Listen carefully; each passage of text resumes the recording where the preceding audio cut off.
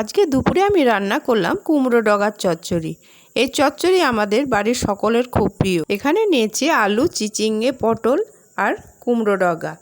কুমড়ো ডগাগুলোকে আমি জল দিয়ে একটু ভাপিয়ে নিলাম। মশলার জন্য নিয়েছি 2 চামচ সাদা সর্ষে, 1 চামচ কালো সর্ষে, 3টে কাঁচা লঙ্কা। এবার একটু জল দিয়ে আমি এটাকে খুব ভালোভাবে পেস্ট করে নেব। গ্যাসের উপর একটা কড়াই বসিয়ে দিয়েছি, তার মধ্যে দিয়ে দিলাম তেল, কালো জিরে, তারপরে আলুগুলো ছেড়ে দিলাম। আলুগুলো নাড়াচাড়া করে আমি দিয়ে দিলাম বাকি সবজিগুলো।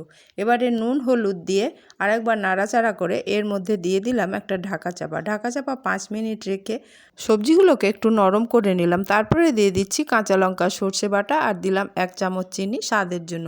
এবারে এটাকে ভালোভাবে নেড়ে চেড়ে নিয়ে আমি কুমড়ো শাকগুলো দিয়ে দিলাম। তারপরে দিয়ে দিলাম নারকেল কোড়া। কুমড়ো ডগার চচ্চড়ি একদম রেডি। রেসিপিটি যদি আপনাদের ভালো লাগে চ্যানেলটিকে অবশ্যই সাবস্ক্রাইব করে দেবেন।